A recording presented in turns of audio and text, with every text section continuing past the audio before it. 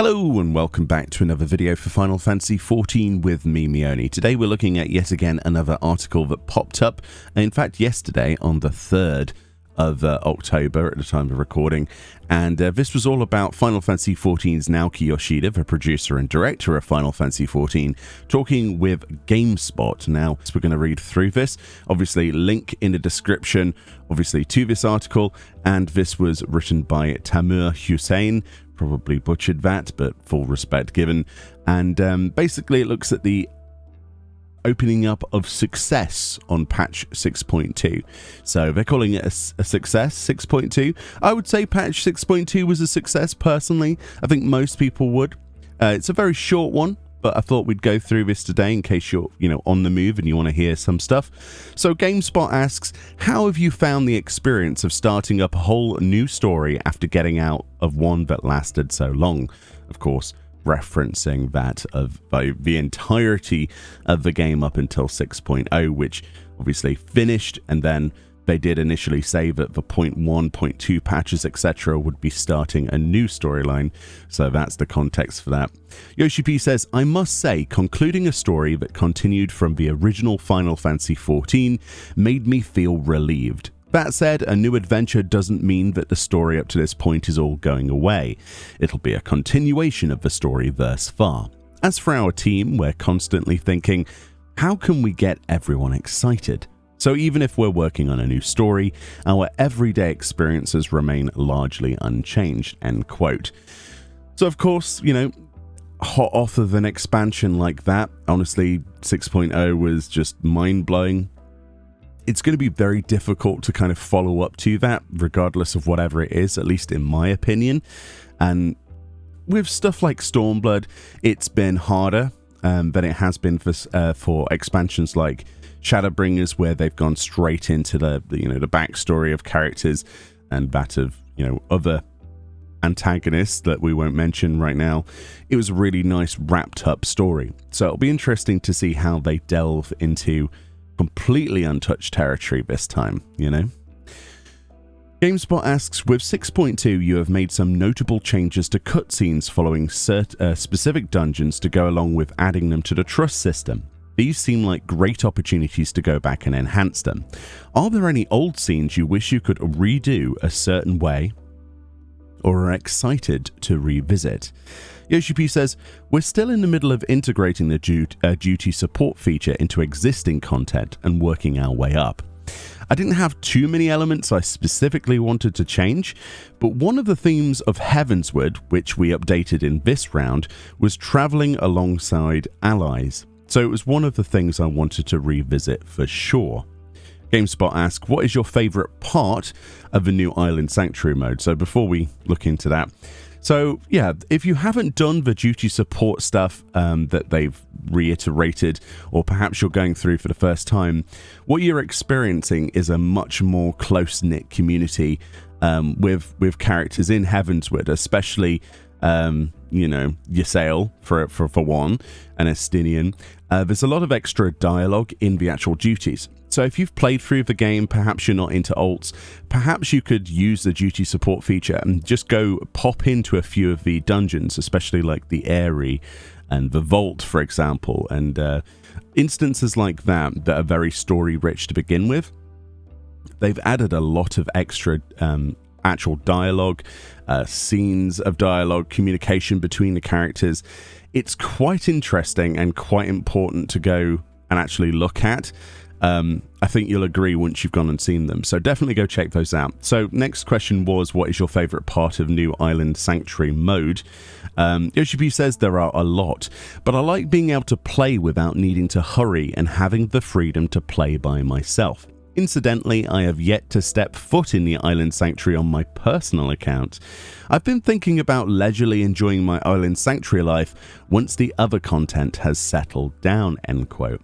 You have to understand, when it comes to the producer and director of this, who's also working on Final Fantasy XVI, a lot of the time consumption is going to take him away from his personal account, right?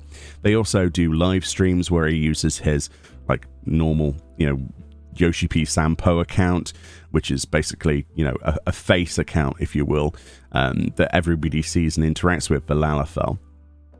And yeah, I can imagine once everything has calmed down, but things never calm down. If you know anything about Square Enix and Final Fantasy XIV, there is no calm before the storm, really, especially for the developers. They work very, very hard to do what they do. So hopefully one day, you get to have a real life vacation, Yoshi P, as well as a vacation on your island sanctuary. But hopefully, you know, but at the same time, keep up the amazing work. So, Gamespot say, speaking of new modes, if you could add any game type like survival or battle royale to 14 without any restrictions, what would you like to put in? Firstly, can you imagine a battle royale? That'll be interesting. So Yoshi P says, without any restrictions is quite unrealistic for me, so I'm unable to picture that in my head. 14 has its fundamental systems that make it 14. Along with its server systems. So any content that would be implemented into 14 would have to abide by those restrictions. With that in mind, while ensuring we don't lose that Final Fantasy feel, I do think that the idea of content using blue mages could be interesting. I imagine there'd be a vast field where you can learn blue magic spells from enemies and other players, and everyone would fight to be the last one standing using the spells they learned. It'd be nice if I could make it a reality one day, but for now, the currently planned content takes priority. End quote.